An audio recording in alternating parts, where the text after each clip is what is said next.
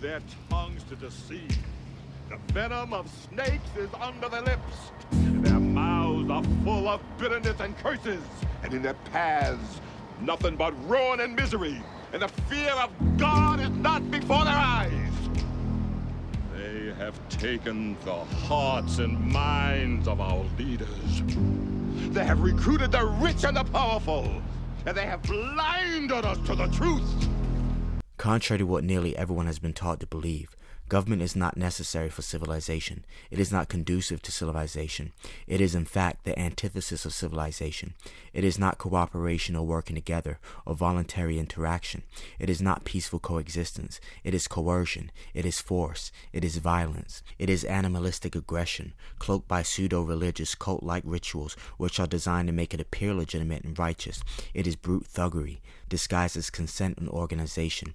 It is the enslavement of mankind, the subjugation of free will and the destruction of morality, masquerading as civilization and society. The problem is not just that authority can be used for evil. The problem is that at its most basic essence, it is evil. In everything it does, it defeats the free will of human beings, controlling them through coercion and fear. It supersedes and destroys moral consciences, replacing them with unthinking blind obedience. Our human spirit is corrupted. Why do we worship greed? Because outside the limit of our sight, feeding off us, perched on top of us from birth to death, are our owners. Our owners. They have us. They control us. They are our masters. Wake up. They're all about you, all around you. Authority can be summed up as the right to rule. It is not merely the ability to forcibly control others, which to some extent nearly everyone possesses. It is the supposed moral right to forcibly control others. What distinguishes a street gang from government is how they are perceived by the people they control. The trespasses, robbery, extortion, assault, and murder committed by common thugs are perceived by almost everyone as being immoral, unjustified, and criminal. Their victims may comply with their demands, but not out of any feeling of moral obligation to obey, merely out of fear. If the intended victims of the street gang thought they could resist without any danger to themselves, they would do so without the slightest feeling of guilt. They do not perceive the street gang to be any sort of legitimate rightful ruler. They do not imagine him to be authority. The loot the thug collects is not referred to as taxes, and his threats are not called laws. The distinguishing feature of government is that it is thought to have the moral right to give and enforce commands. Its commands are called laws, and disobeying its commands is called crime. In short, the defining factor which makes something government is the perceived legitimacy and righteousness of the power and control it exerts over others. In other words, its authority. In short, government does not exist, and never has and never will. The politicians are real. The soldiers and police who enforce the politicians' will are real. The buildings they inhabit are real. The weapons they wield are very real. But the supposed authority is not. And without that authority, without the right to do what they do, they are nothing but a gang of thugs. The term government implies legitimacy. It means the exercise of authority over a certain people or place. The way people speak of those in power, calling their commands laws, referring to disobedience to them as a crime, and so on, implies the right of government to rule and a corresponding obligation on the part of its subjects to obey. Without the right to rule, authority, there is no reason to call the entity government, and all of the politicians and their mercenaries become utterly indistinguishable from a giant organized crime syndicate. Their laws no more valid than the threats of muggers and carjackers, and that, in reality, is what every government is, an illegitimate gang of thugs, thieves, and murderers, masquerading as a rightful ruling body. It is true that the Fed is independent of direct political control, but it must never be forgotten that it was created by Congress and it can be extinguished by Congress. In truth, the Federal Reserve is neither an arm of government nor is it private. It is a hybrid. It is an association of large commercial banks which have been granted special privileges by Congress. A more accurate description would be simply that it is a cartel protected by federal law. One of the myths about the Federal Reserve is that it is needed to stabilize the economy, yet it has achieved just the opposite. Destabilization is dramatically clear in the years prior to the crash, but the same cause and effect continues this day. As long as men are given the power to tinker with the money supply, they will strive to circumvent the natural laws of supply and demand. No matter how high their intentions or pure their motives, they will cause disruptions in the natural flow. When these disruptions are perceived, they will try to compensate by causing opposite disruptions, but long before they act, there will already be new forces at work which they cannot in all their wisdom perceive until they already manifest. The bottom line is that Congress and the banking cartel have entered into a partnership in which the cartel has the privilege of collecting interest on money which it creates out of nothing, a perpetual override on every American dollar that exists in the world. Congress, on the other hand, has access to unlimited funding without having to tell the voters their taxes are being raised through the process of inflation. If you understand this paragraph, you understand the Federal Reserve System. The American dollar has no intrinsic value. It is a classic example of fiat money with no limit to the quantity that can be produced. Its primary value lies in the willingness of people to accept it, and to that end, legal tender laws require them to do so. It is true that our money is created out of nothing, but it is more accurate to say that it is based upon debt. You know that man can create two things. He can create an immortal being. That's what you do when you have a baby. That baby's going to live forever somewhere. The second thing man can create is money. To create means to make something out of nothing. Now, a lumberman makes lumber out of a tree, so he's not a creator. And then a builder takes those boards and he builds a house, but he's not a creator. At a factory takes metal and glass and rubber and steel and plastic, and they manufacture an automobile. But they made that automobile out of things that were less valuable, that after they work on them, they have more value. Do you understand that? But not so with money. With money, you got a dollar bill? With money, somebody give me a dollar bill. With money, somebody give me a $20 bill. Somebody give me... Here's a 20. I just need one. I got a 20. Give me something else. What you got? A 1. All right. Did anybody notice that these two pieces of paper are the same size? Do you notice that they have the same amount of ink on them?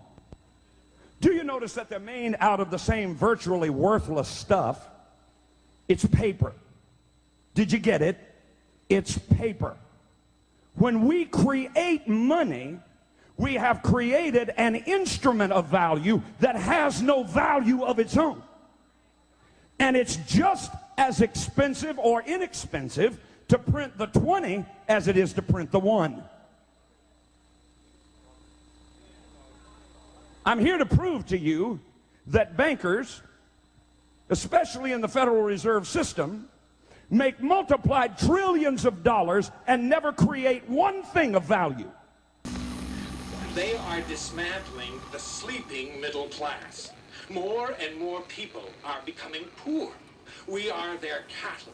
We are being bred for slavery. The revolution. Not again. We cannot break their signal.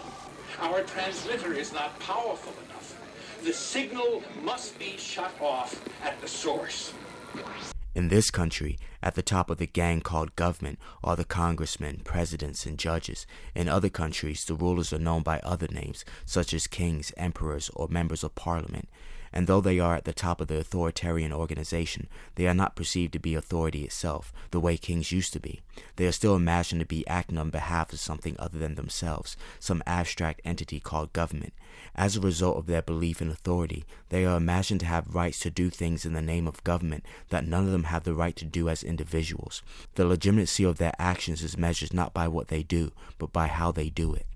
If a congressman breaks into a neighbor's home and takes $1,000, he is seen as a criminal. If, on the other hand, together with his fellow politicians, he imposes a tax demanding the same $1,000 from the same neighbor, it is seen as legitimate. What would have been armed robbery would then be viewed by almost everyone as legitimate taxation. Not only would the congressman not be viewed as a crook, but any tax cheats who resisted his extortionate demands would be considered the criminals. We have faith in our leaders. We're optimistic as to what becomes of it all. It really boils down to our ability to accept. We don't need pessimism. There are no limits. It figures it would be something like this. The ancient alchemists sought in vain to convert lead into gold. Modern alchemists have succeeded in that quest. The lead bullets of war have yielded an endless source of gold for those magicians who control the mandrake mechanism. The startling fact emerges that without the ability to create fiat money, most modern wars simply would not have occurred. As long as the mechanism is allowed to function, future wars are inevitable. All I'm querying is this. Yes. Is if you have an right. economic system in which pharmaceutical companies benefit hugely from medical emergencies, where a military-industrial complex benefits from war, where energy companies benefit from energy crises, you are going to generate states of perpetual crisis, where the interests of ordinary people separate from the interests of the elite. Politicians are fond of talking about the necessity of preserving world peace and trade. We are told is one of the best ways to do it. The implication is that it is a time of peace. In truth, we live in one of the most war-torn eras the world has ever seen. No continent today, except Antarctica, is free from war. There are from 25 to 40 military struggles going on somewhere every day of the year. There have been more than 150 armed conflicts since the end of World War II, with the death count already in excess of 20 million and rising. We cannot help noticing that this also has been a period of rising government debt and the global creation of fiat money. The alchemists of ancient times vainly sought the philosopher's stone, which they believed would turn lead into gold. Is it possible that such a stone actually has been found? Can it be that the money alchemists of our time have learned how to transmute war into debt and debt into war and both into gold for themselves? In a previous section, we theorized a strategy, dubbed the Rothschild's formula, in which the world's money cabal deliberately encourages war as a means of stimulating the profitable production of armaments and of keeping nations in perpetual debt.